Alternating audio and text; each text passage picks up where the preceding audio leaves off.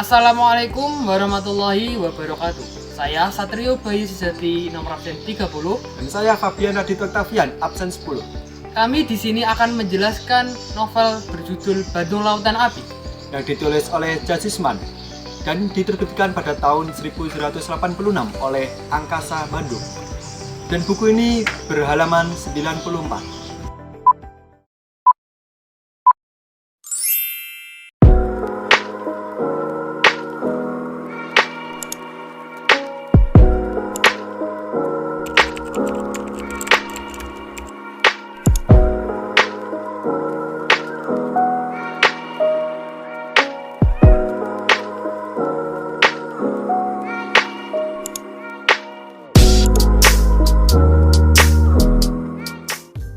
Bandung Lautan Api merupakan taktik yang digagas oleh Jenderal Nasution dan Sultan Syahrir untuk menghindari perebutan kekuasaan oleh Belanda atau NICA. Peristiwa ini diawali kedatangan sekutu di bawah pimpinan McDonald yang ternyata diboncengi oleh Belanda yang masih memiliki keinginan menguasai Indonesia. Asal-usul Bandung Lautan Api. Pada tanggal 23 Maret 1946, terjadi peristiwa kebakaran besar di kota Bandung, Jawa Barat. Latar belakang terjadinya peristiwa ini adalah kedatangan sekutu Inggris ke Indonesia pada tanggal 12 Oktober 1945 yang dipimpin oleh Brigadir McDonald. Tentara sekutu ini ingin menjajah Indonesia kembali. Mereka langsung menguasai kantor-kantor penting yang ada di Indonesia dan membangun markas besar. Hal ini membuat Indonesia menjadi was-was akan adanya perebutan kekuasaan kembali pasca kemerdekaan Indonesia. McDonald menuntut pemerintah Indonesia untuk menyerahkan seluruh senjata rampasan perang dan membebaskan tawanan perang Eropa. Setelah para tawanan dibebaskan, mereka membuat keributan yang terjadi terus-menerus sehingga membuat rakyat Indonesia menjadi geram.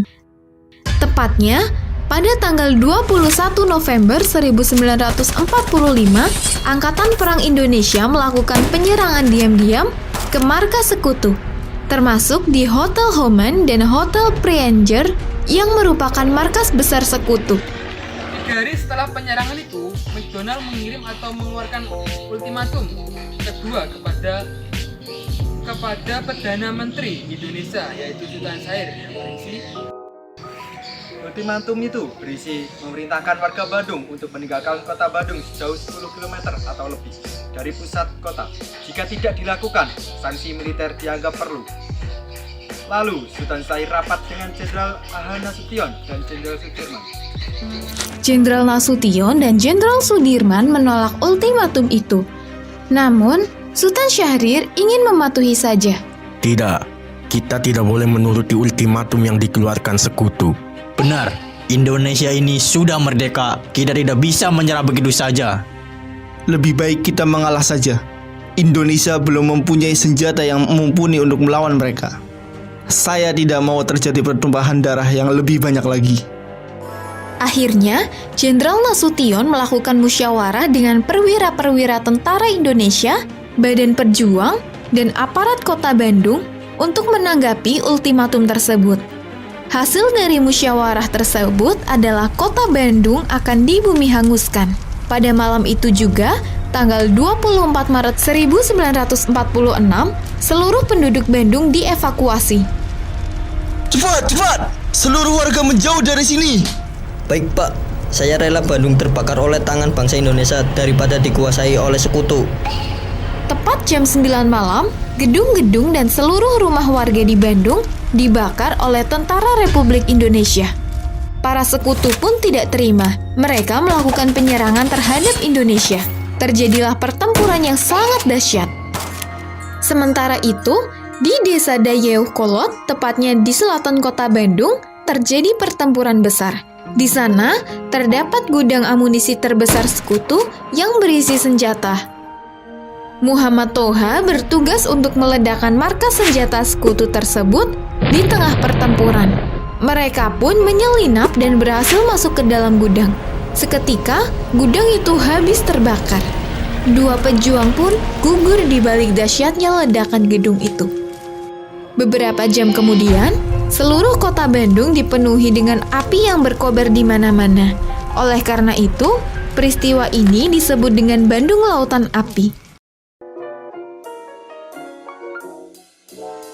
Tokoh atau penemuan yang terlibat. Yang pertama, A.H. Nasution sebagai Komandan Divisi 3. Yang kedua, Muhammad Toha menghancurkan amunisi serta senjata dan mengomparkan dirinya. Yang ketiga, Jenderal Sudirman. Yang keempat, Sultan Syahir sebagai Perdana Menteri Indonesia. Yang kelima, Aceh Bastaman sebagai wartawan muda yang menuliskan koran Suara Merdeka. Yang keenam, Mayor Rukana, Komandan Polisi Militer dan mencetuskan ide Kota Bandung untuk menyelamatkan wilayahnya. Yang ketujuh, McDonald, Panglima Perang Sekutu. Alur yang digunakan adalah maju karena tanggal peristiwanya berurutan. Sedangkan sudut pandang penduduk sipil atau rakyat membuat audien pembaca merasakan pengalaman rakyat Bandung dalam menghadapi ancaman konflik atau pejuang rakyat Bandung dan pihak sekutu. Setting tempatnya berada pada Bandung, markas sekutu, Hotel Homan, Prinzer, kantor Sultan Syahir. Waktunya adalah pada malam hari, pagi hari, dan siang hari. Pesan moral yang dapat diambil dari buku Bandung Lautan Api, pentingnya menghargai kemerdekaan, persatuan, dan menghindari kekerasan dalam menyelesaikan konflik. Dan kita harus selalu mengenang jasa para pahlawan dan menjaga keutuhan negara dengan baik.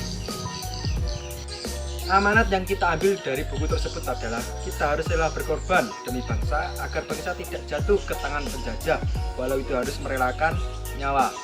Itu bisa diambil dari tokoh Muhammad Toha. Kelebihan dari buku Bandung Lautan Api adalah jalan cerita yang menegangkan sehingga membuat saya bisa merasakan ikut di dalam cerita. Terdapat juga nilai-nilai edukasi. Sedangkan kelemahan pada buku Bandung Lautan Api adalah kata digunakan sulit dipahami sehingga membuat pembaca kesulitan untuk mengerti apa yang ada pada cerita buku tersebut. Sekian penjelasan buku Bandung Lautan Api dari kita berdua. Jika ada salah kata yang kita ucapkan, mohon maaf sebesar-besarnya. Karena kesempurnaan hanyalah milik Allah semata, kita sebagai hambanya akan terus beriktikat menjadi lebih baik lagi kemudian hari. Undur makola wala tandur mankola. Wassalamualaikum warahmatullahi wabarakatuh.